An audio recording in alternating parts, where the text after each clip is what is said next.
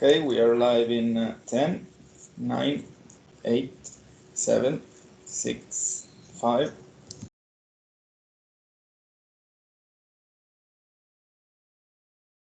Good afternoon, everybody, and welcome to this new webinar organized by TMS entitled Teaching Communication Popularization.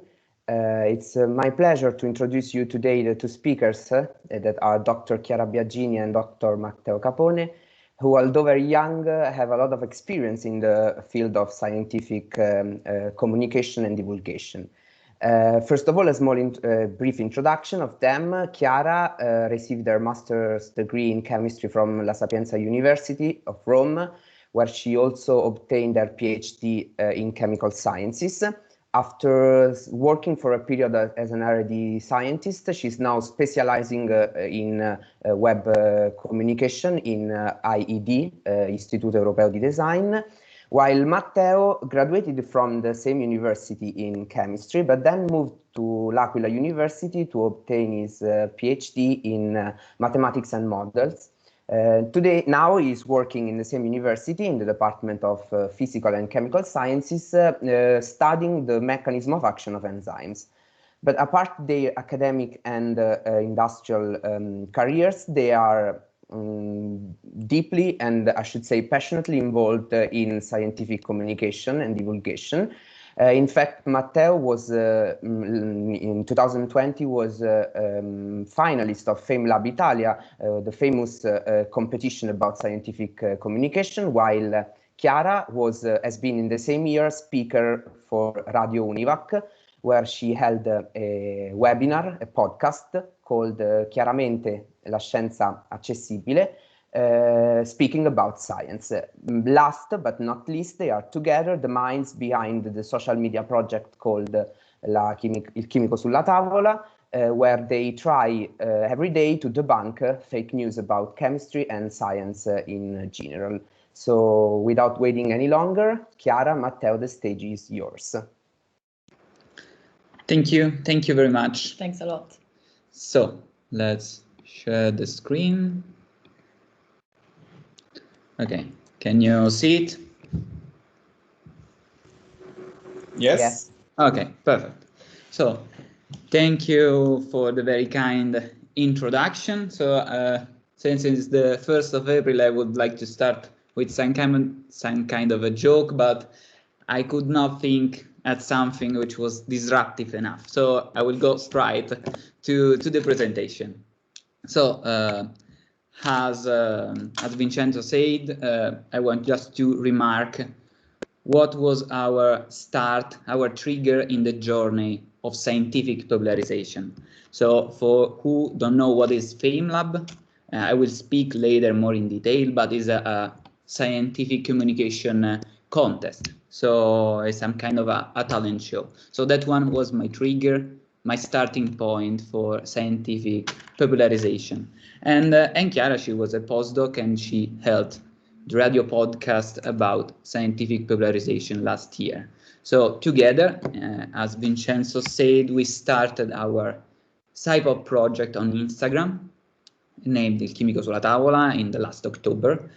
And yes, we debunk information, but mainly we try to do science popularization, in particular to get people in touch with the scientific method, with science in general. We try to demonstrate that science is a serious stuff, but it's not boring at all.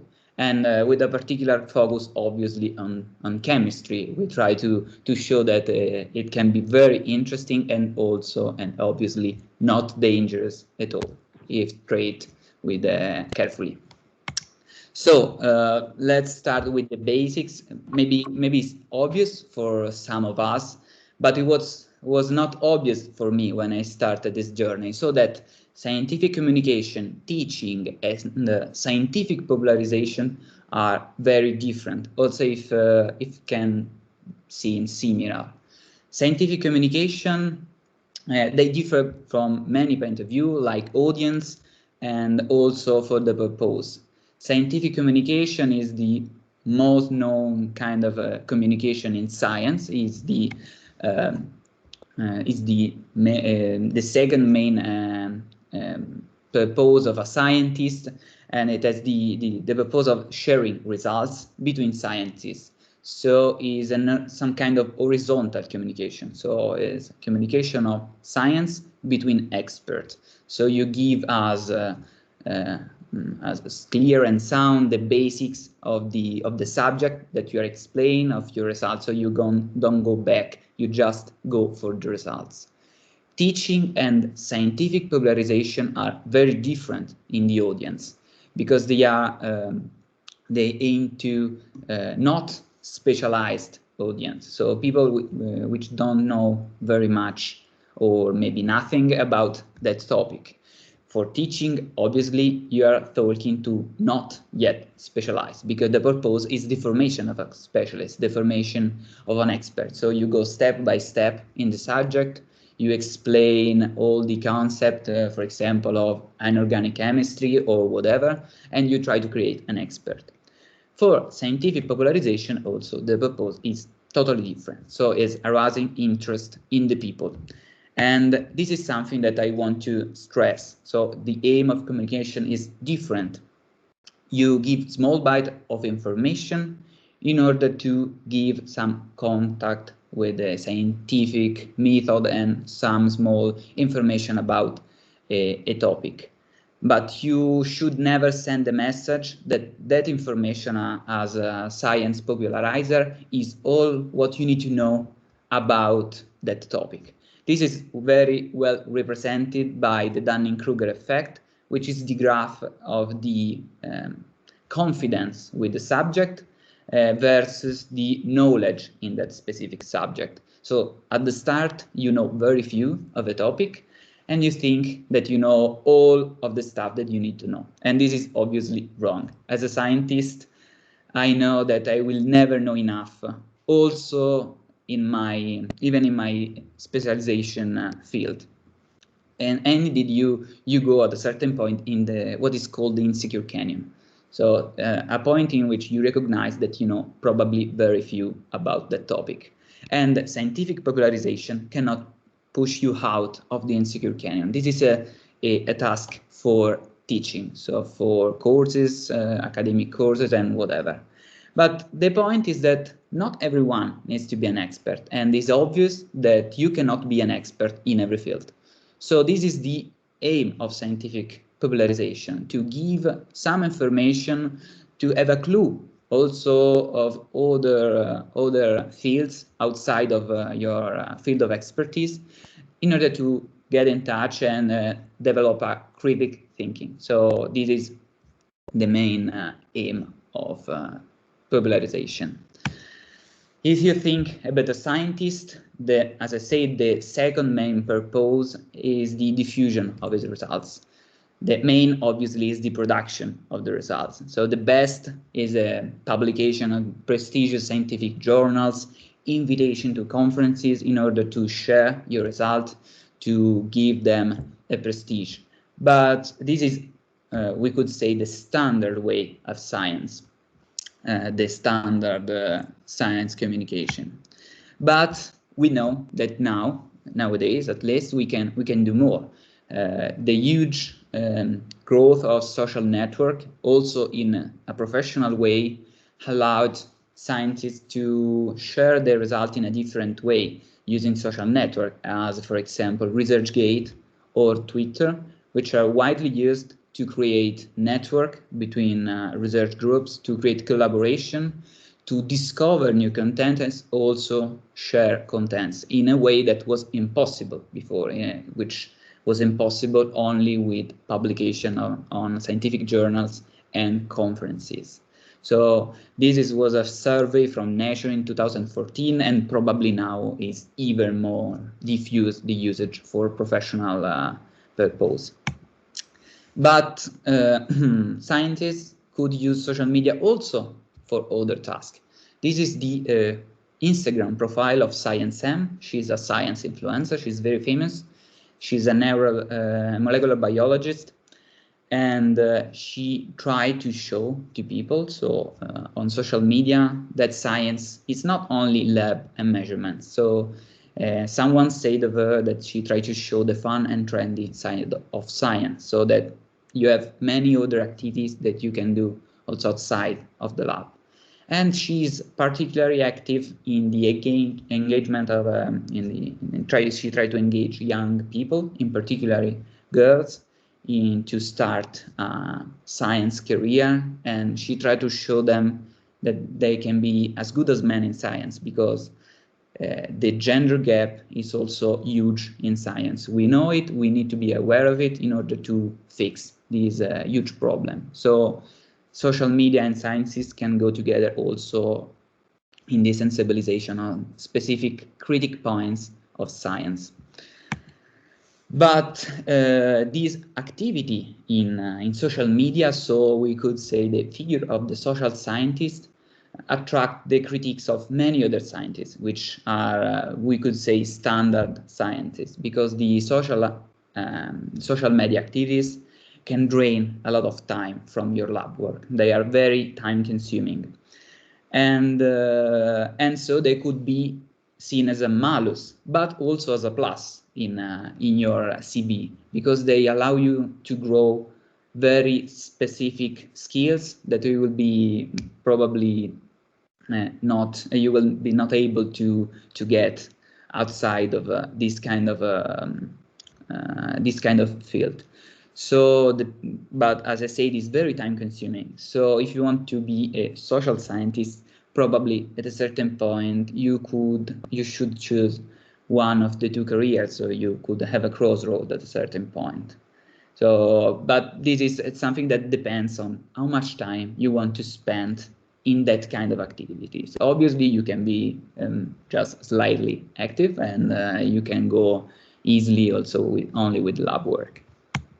But if you are interested in this kind of career, there are already a lot of academic courses and master courses in several universities in Italy in the formation of scientific journalist, scientific communicator, and also in teacher of scientific subject, which are very different tasks and require strong communication skills, but also slightly different depending on the audience.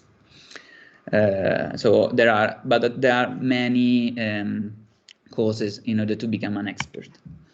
If you want to test yourself in this kind of field, there is already a wide panorama for science popularization and science communication in Italy. Those three projects or activities are just three of the huge amount which are present. And the first one is CICAP, which is an historical institution in Italy. It's the Italian Committee for the Control of Statement in Pseudoscience. So it's very active in science popularization, and in particular in debunking of news connected to pseudoscience, like homeopathy or similar stuff. So this is something which works. You can subscribe to it. You can try to get in touch with this environment. FameLab, as I said, was my trigger, the start of my journey in scientific popularization. And it's a contest. It's a talent show of communication of science. You have 3 minutes to explain a specific concept of science or a field or whatever, but you need to be very clear, very synthetic, because you have only 3 minutes. And you need very strong communication skills. So it's something that you need to you can develop in the preparation of this kind of contest. And also is very famous is the European Night of Researchers. Is in as it say, the name is a European project in which every university and also all the institution try to get in touch with the young people, but also the adults, in order to involve them in the scientific method, and also to attract the young people in order to start an academic career or a scientific related career. So it's something which is very widely diffused, and you can easily be involved in this kind of activities.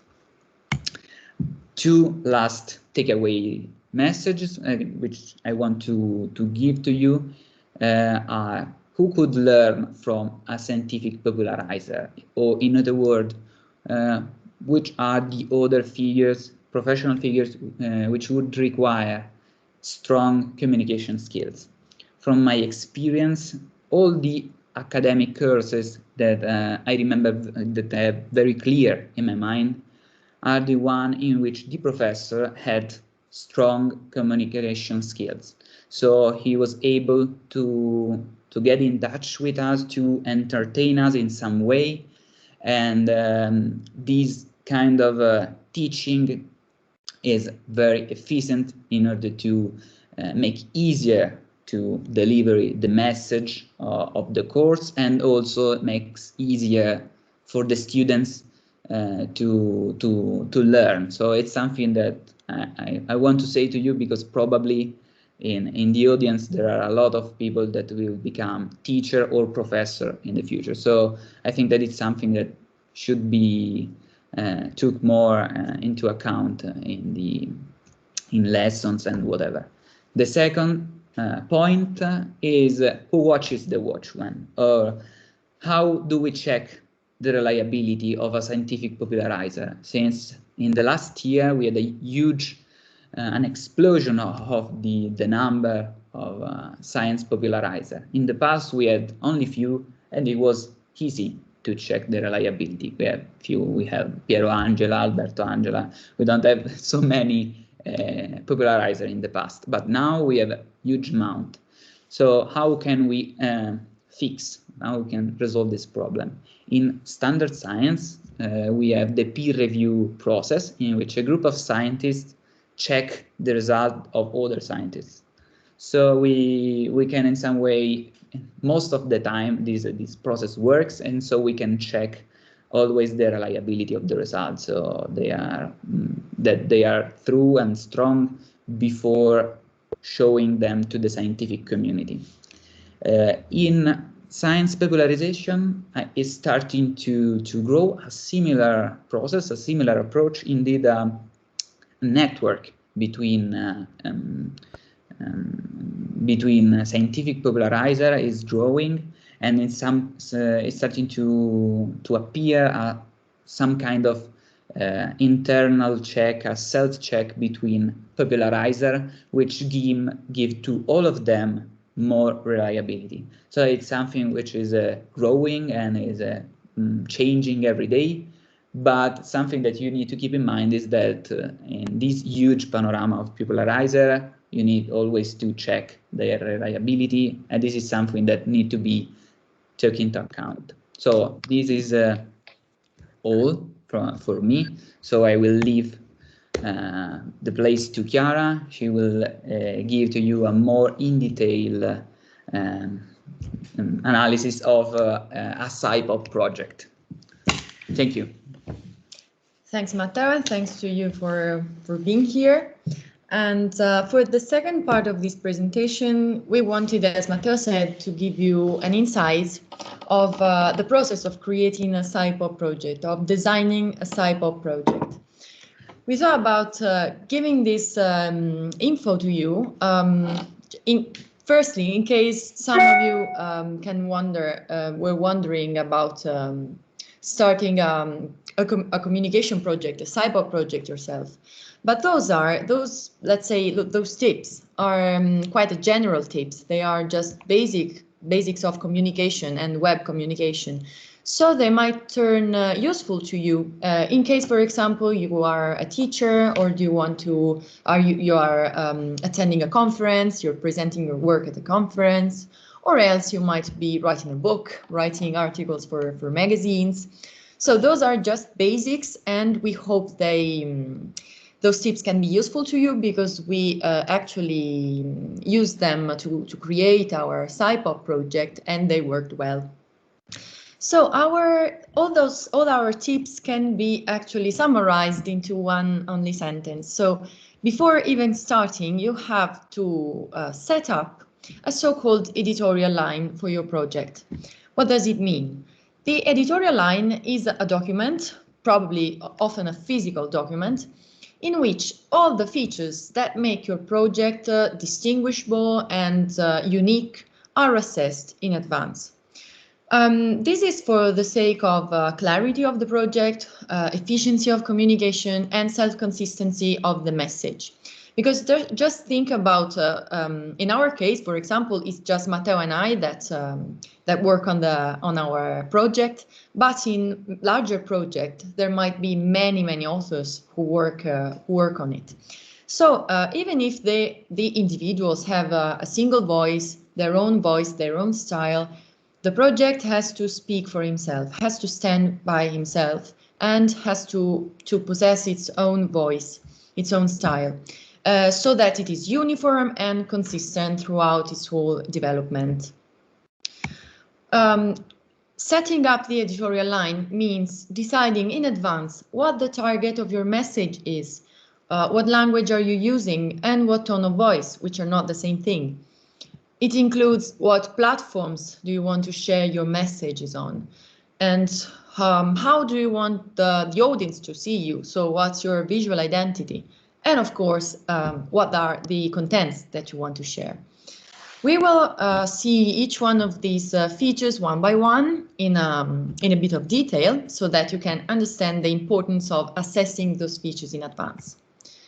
So the first thing you have to think about, you have to ask yourself is, whom am I speaking to? So who is the target of a message? What niche, what cultural niche am I occupying? And once you answer those questions, once you ask yourself this question, you have to ask yourself in turn many other questions, such as, okay, so given my target, what topics might they be interested in? What slang do they use? So what vocabulary should I use to communicate with them efficiently? And what platform are they in? For example, what social media platform are they in, so that I have to share my message in the same one? Choosing the right target is not that easy, because actually you can't think of a message that is for everyone, that is understood and appreciated by everyone. So you have just to restrict your audience and to be and to focus on them. Of course, you can also attract a collateral, we can say, target, but your main target will be only one. If you're talking to high school students, university students, professional, just assess it in advance. A good exercise, it could be to identify the target of other communication projects which are not already in the web, and which you know and you like. I chose for this example these infographics from Compound Interest, which is a communication project, a science popularization project focused on chemistry, focused on molecules. It is very famous among chemistry students. The language which Andy Browning, the author of this project, uses is very simple, very plain, understandable. But there is a curious feature. I mean, he always shows the name and the structure of molecules, which are details in which only some kind of people can be interested in. Of course, not my, let's say, not my best friend who has not a background in chemistry. Probably the first target of this kind of communication project is chemistry students, pharmacy students, or whoever has got a background in chemistry and can appreciate those amount of detail. About the language, of course, once I decide who my target is, the second question is, okay, then what language should I use? Am I talking to an audience of experts, so people who actually have a background in this topic? In this case, I might decide to use a more specific language, a technical jargon, because my audience can understand it.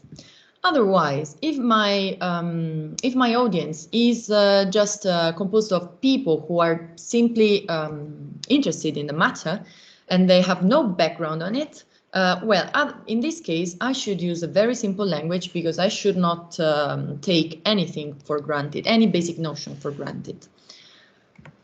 These two kinds of languages are okay, of course, both the two. But the point is, all along your project, you have to be self-consistent.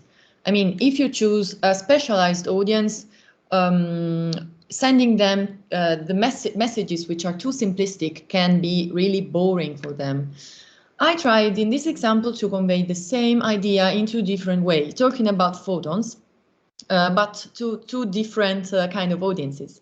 In the first sentence, I tried to explain what a photon is to people who have some background in the field. And I said, photon is the quantum of electromagnetic energy. As you can see, there are two words which are not actually basics.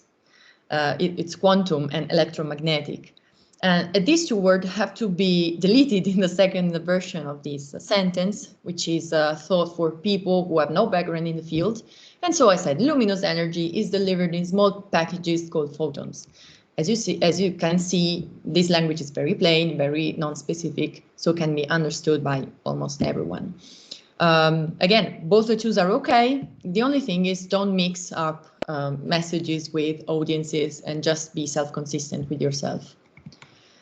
The tone of voice is not the same thing as language, because you can use the same language, but with a different tone of voice, which really makes all the difference. The tone of voice is more about who do you want to be, what kind of character do you want to impersonate.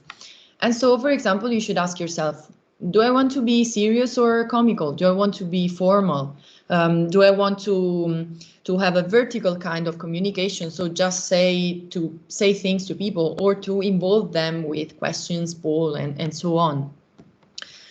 A nice example of how the tone of voice can change things is, in my opinion, in this comparison between two of the superstars, we can say, of Italian scientific popularization panorama in chemistry and science in general. Those two are Dario Bressanini, the one on the left, who is a chemistry professor, and his communication style is totally plain, calm, quite a bit ironic, but mainly plain, and it just conveys a feeling of being reliable, being serious. The other guy is Barbascura X. He is now, I think, a postdoc in chemistry.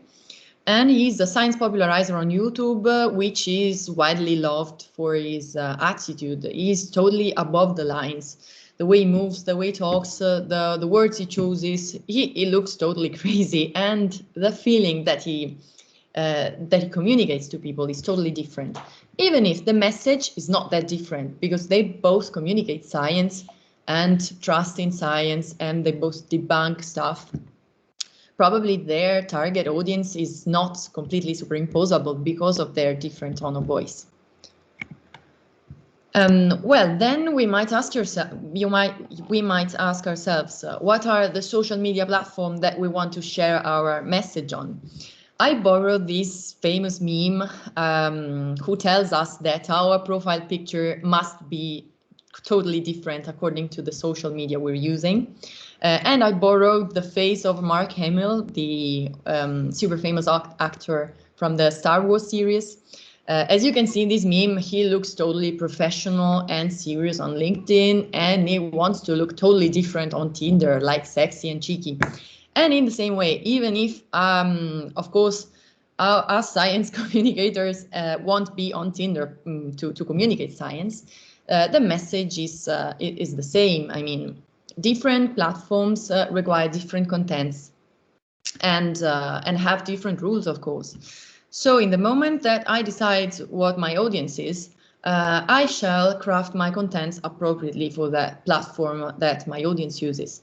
So for example, if I want to go on YouTube with videos, I will work on videos of a certain length, which is different from the videos I would work on if I chose TikTok, for example, as my social media platform, because TikTok requires short videos. There are social media platforms which require visual content, ones that require written content and mixed ones. And the contents that you create can be repurposed and transferred from one platform to another, but they have to be actually rethought. and resized, because all these platforms have different rules in terms of the content that you have to share, and also the audiences are very different. So, for example, a video for YouTube cannot be, might not be appreciated by the audience of TikTok, for example. As for visual identity, this is probably one of the way in which you can be more recognizable in social media and the web in general, because this has to do with your appearance, actually, the appearance of your project. So it has to make people stop when they see some content that you published. And for example, to be immediately recognizable, you can use different, always the same font, which is associated to your project. You can use a logo and different graphics with different color palettes. If you're doing videos, you can use the framing to be characteristic with maybe a proper background. And of course, your face is the most powerful instrument that you have to be recognizable and to be identified with the project. Of course, this is not for everyone, because people can be camera shy and they might not want to appear on social media in a professional way. But of course, when the audience see a face of a human being, they realize there's a person behind the project, and they start building a relationship with the owner of the project, with the project itself. So this can be an advantage. Well, the visual identity is fundamental if you are using a social media platform, for example, which is based on visuals. While if your project was born on a different platform, let's say YouTube, which is based on videos, and you become famous with them, you might not want to lose time, to spend time on building a strong visual identity.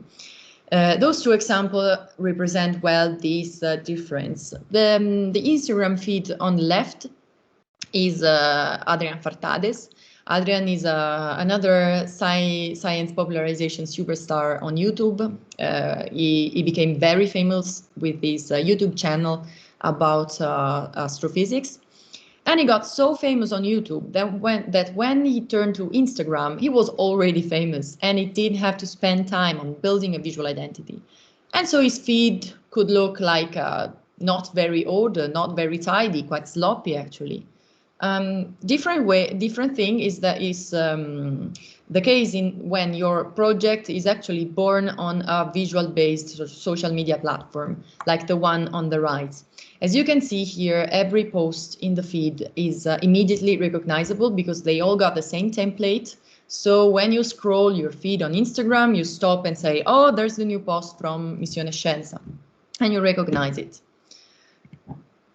And well, last but not least, the contents that you might want to craft, that you want to include in your communication projects are maybe the cookies in your tin box, the most important thing. And of course, I have no advices to give you on that because they are very personal and they depend on the project that you might work on.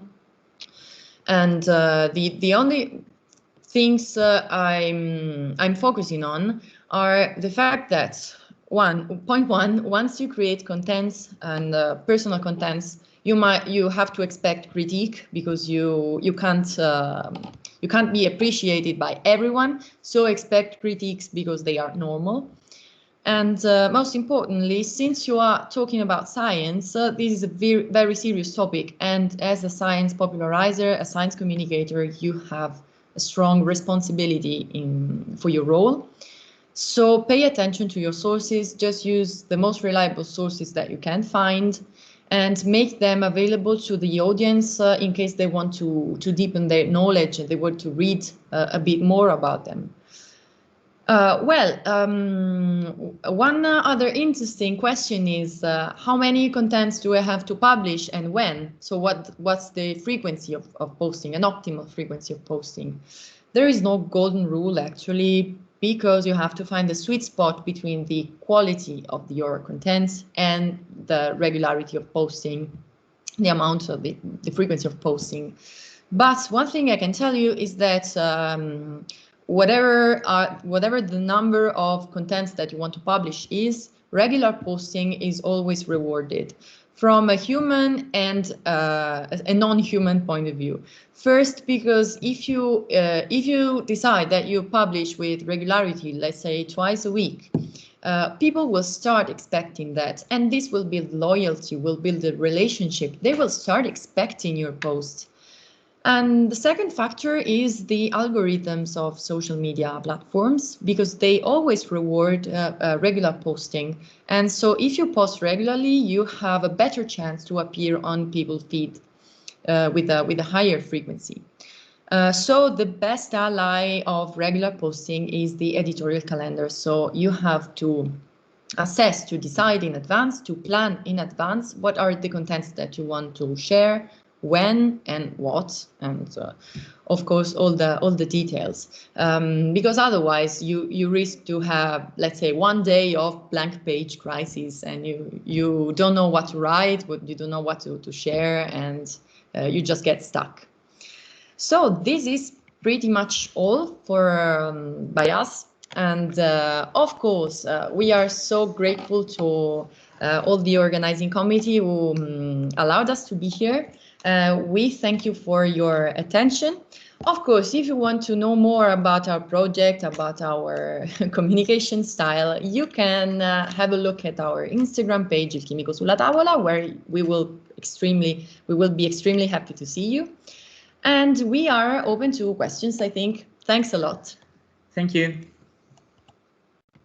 Thank you so much, Chiara and Matteo, for this really interesting webinar and presentation about something that's not so common to hear about during science talks. Before starting the discussion, I had just a curiosity to ask you, as Popularizer on Instagram, do you think, as Matteo said, in last years we saw an increase in the number of popularizers on social media? Do you think that nowadays there is still space for other new popularizers? And if yes, what is the main aspect, the most important aspect that a popularizer should take into consideration to emerge, to stand up from the whole panel of popularizers that we have on social medias? Mm-hmm. Okay. Yeah, this is something that you need to take into account. Obviously, as Chiara said, you need to choose a niche, because there are a lot of people which are trying to become a scientific popularizer. So yes, there is obviously still a space, because there are many of them, but obviously not all of them will stand up outside of the others. So you need to choose what is your message. This is the point. You don't need to copy, to just superpose with the other. You say, okay, I like Dario Brestanini, I want to be like him. This is probably the wrong approach. Yes. So you need to say, okay, I like this. You need to base your communication on what you like, what is your passion. Obviously, different fields have different space. There are some fields which are more crowded, which maybe they could look more interesting, more appealing to people, and others which are less attractive, so they attract also less science popularizer. So this depends a lot on your approach, on what is your passion. If you cannot think about something which is outside of the standard, you need to think again if you want to start. Yeah. So you should not superpose with what is already present. Or if you want to superpose, you need to do it better. Yes, choose your way and stick to it. Yes, I think that's the best thing you could say. So I'm starting. If I can add. Yes, go on. Yes, please. to the thoughts. We have actually noticed that a wide list of topics are covered by Science Popularizer, but those are mainly concentrated in the field of physics and astrophysics. There are loads of them. Maybe because astrophysics is something which is very, I don't know, maybe. I think that it's the kind of subject which is very, very complicated, but it's very attracting, and is usually in some way it's not easy, but it can be in some way easily made.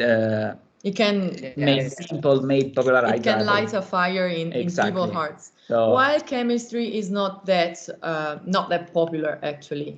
There are some giants of science popularization like Dario Bressanini, but there are not so many science popularizer. And some of them who already exist are actually referring to a target of people who are already enthusiasts in chemistry. So there's no point in popularizing chemistry among an audience where chemistry is already popular, in our opinion. So there is quite much space if you look actually closer, because not every topic is equally covered. Okay.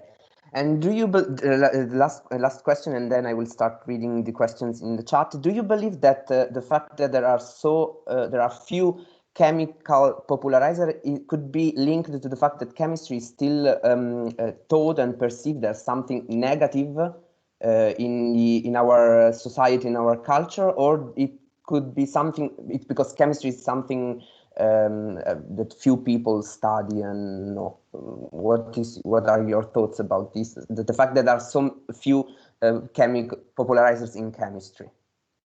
You can imagine that this is a topic that we yes. We could make a series of webinar. Yes.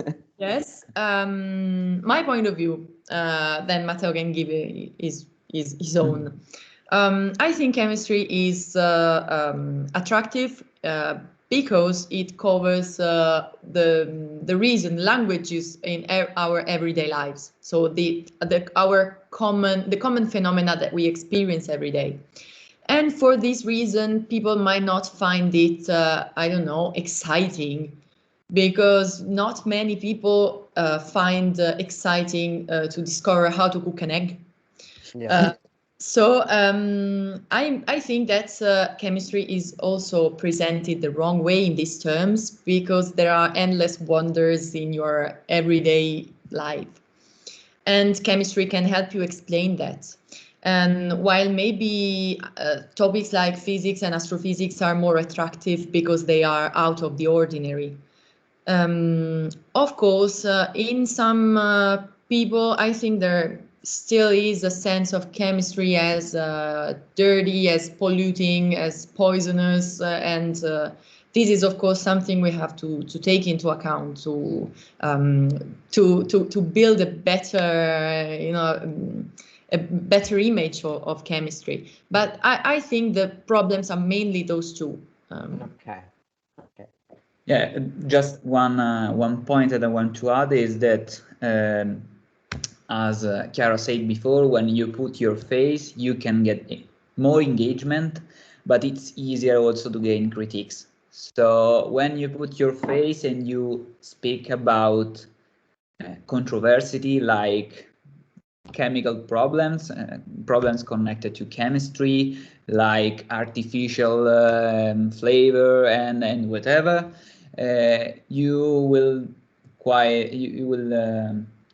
be quite open to critiques. You will enter easily in discussion, and this is something that probably can prevent people to go in this field, because okay, I know that chemistry is what it is, so it has good side and bad sides, obviously, as whatever. But I know this, and if some others don't understand, this is your problem. I don't want to get bored in this kind of discussion.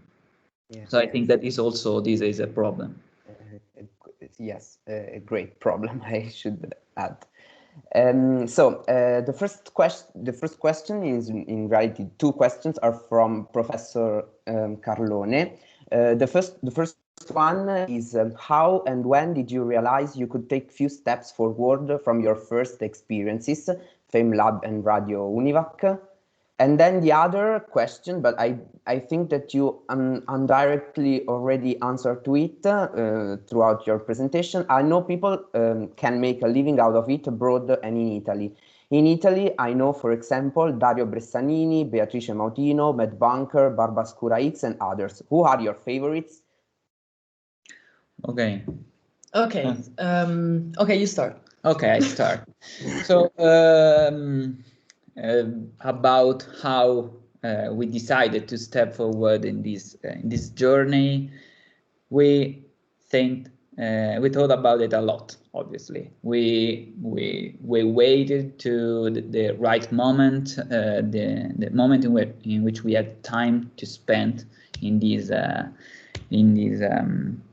this project, and one of the point was also the pandemic situation, because we had more free time.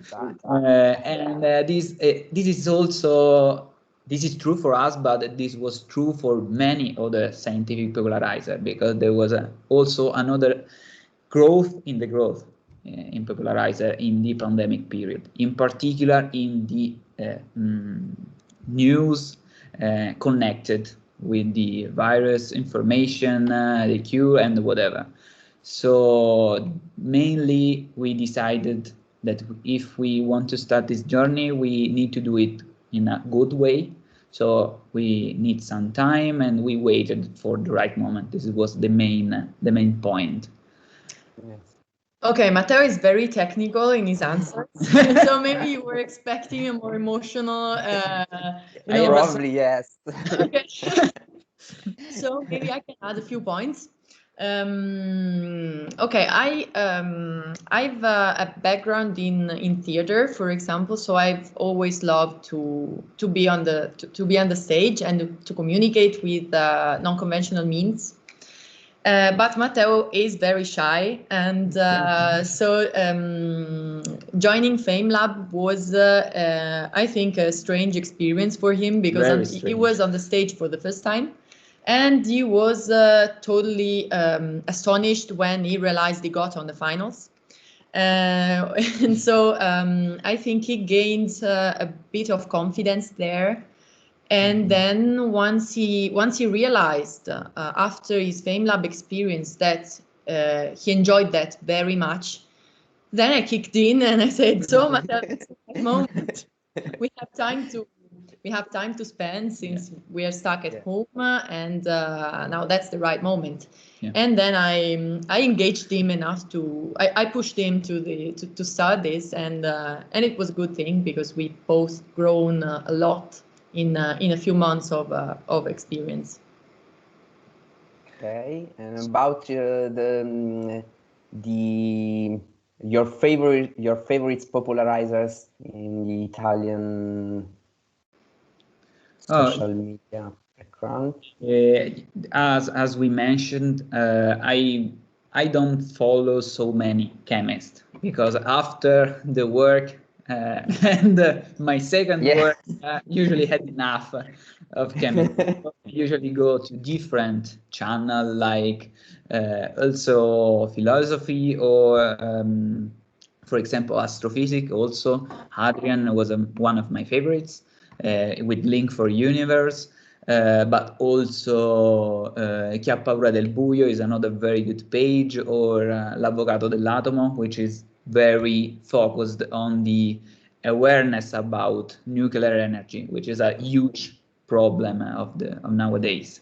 So there are many, but not strictly connected to chemistry, mainly to other scientific fields, like as I say, Dric Dufer, which is on philosophy, or even Massimo Polidoro from CICAP. Yeah, from CICAP. He has a very nice podcast on strange event, revisited in with a scientific view, and this is very nice. Yes. or for example, also Entropy for Life, which is more connected to biology, for example, which is there is space for everybody in social popularized fields. Yes, yes. Then Valeria, a question from Valeria Nori. She congratulates you on your good job, and she asks, what do you think is the best social media for science popularization? And another curiosity is, how much work do you have to put into every single post? Well, as for the social, it depends on your target. A social media platform which is widely used is YouTube, but actually the youngest are not that fond of YouTube, because they have I don't know, maybe a lower less time to spare, less concentration to dedicate to a long video, let's say a 20 minutes long video. So, for example, if you want to engage with the young, YouTube might not be the best choice. And so Instagram, for example, is better at this because it allows you to share shorter videos and visual content as well. I've seen some very recently. I've seen some science popularizer on TikTok. But for example, this is a personal opinion. TikTok is fun, maybe, but the contents that you can share are too short. Those are bits, so they cannot do much more than just raising a little bit of interest, so that you can look for information on that topic later. And so you can't give actually a self-standing bit of information with TikTok. We have chosen Instagram for this reason. So it allows you to play a bit with content. So you can craft visual content if it resonates with you. You can share videos, but of a limited length. So you can reach a wider I think target of people. Yeah.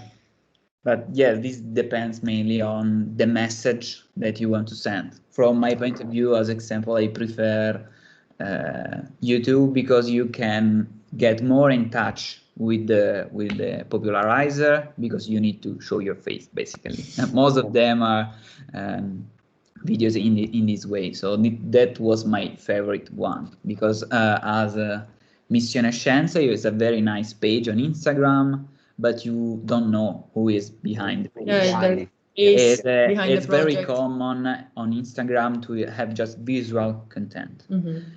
So it's very different in the way. Also, is even less demanding from the time point of view.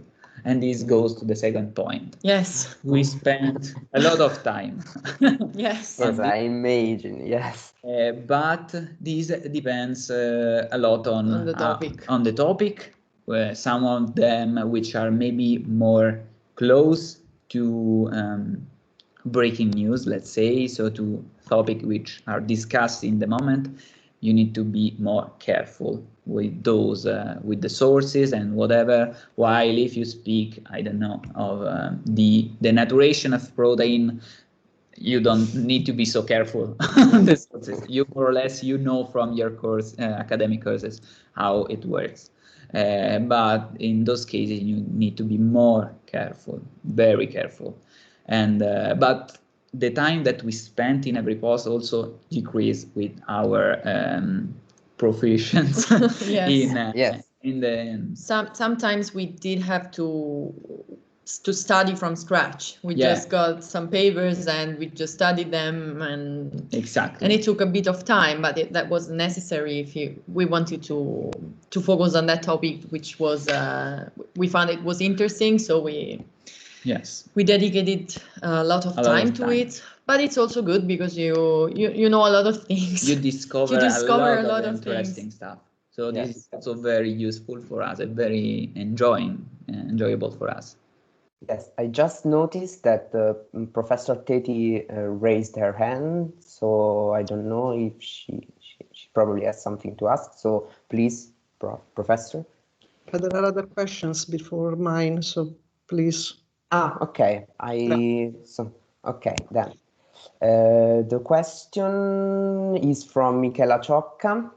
She asks, To communicate scientific topics, you need to have an important study and knowledge. In your experience, how did you choose the topics to show, and how much study and how many people are needed to have a good background? In your opinion, I believe to have a good background. In case you open a discussion, for example, in the comments of a post, how do you manage it? I believe that the last question is very yeah. Yes. Okay, about how do we choose the contents? We notice that people are passionate about things that are on the news. So and they are really passionate about hot topics such as vaccines and all the dirty stuff.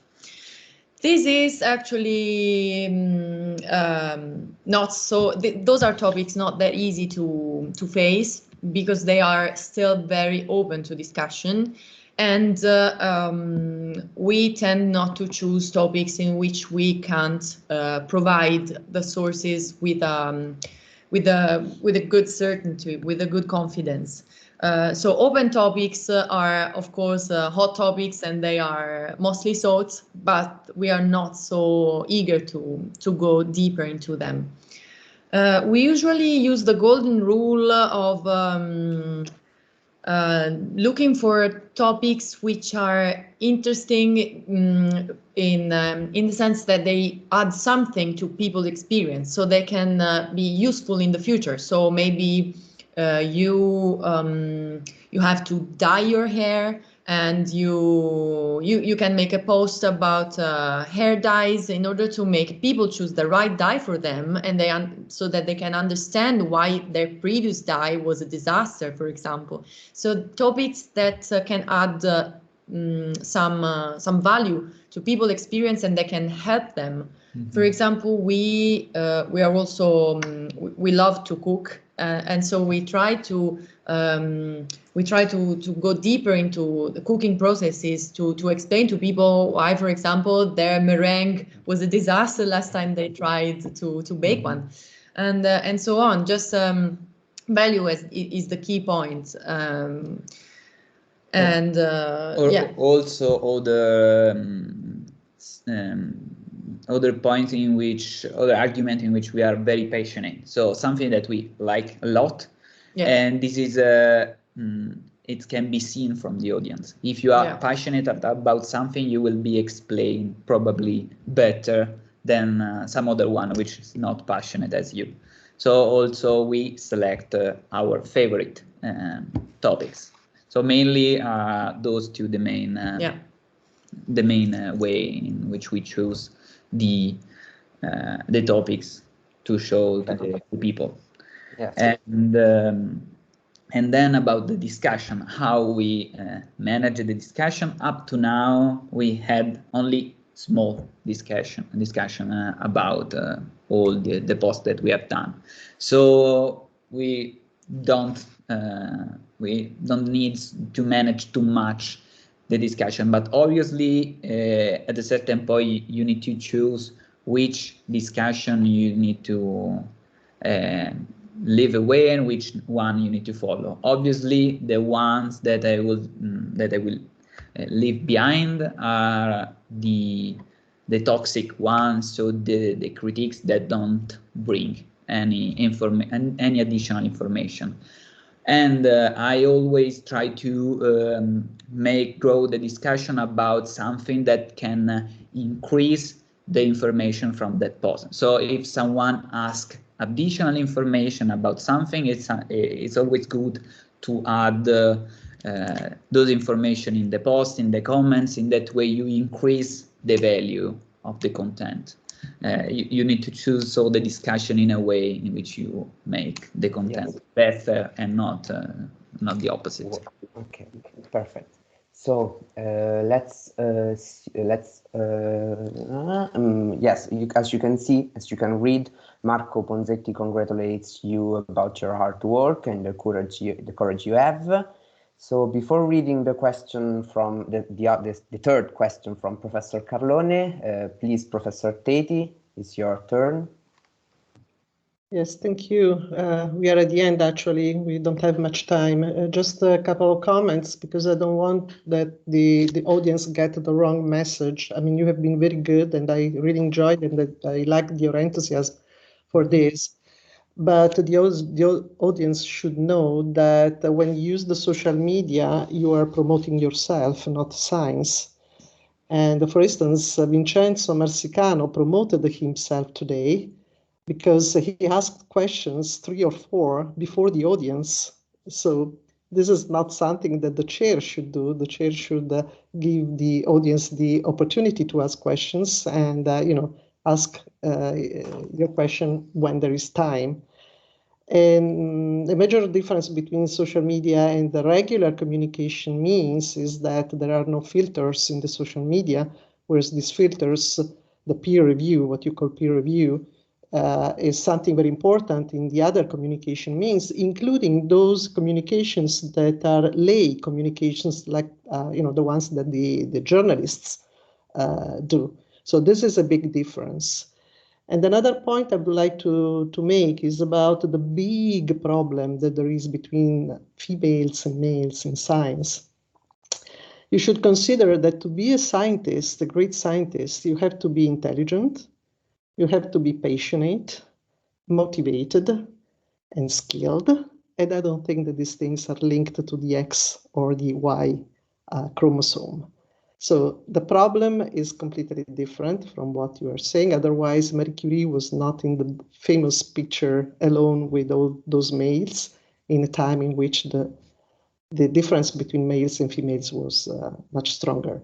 This is not a criticism. This is just to make people think more about what you said, because I think that you did really a great job, but it's important to stimulate the audience to also to think in a different way. So just a matter of giving other points for thinking and discussing, I think. So unfortunately we are late, Vincenzo. Yes, I noticed. Can I Yes. just add just one thing? Thanks, Professor, for your for adding those points. Well, I'd like to stress that the point is not that actually Marie Curie was on that picture.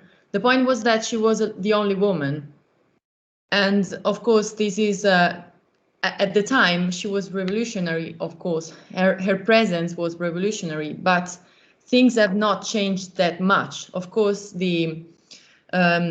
both men and women can be good as scientists, and this is of course out of question.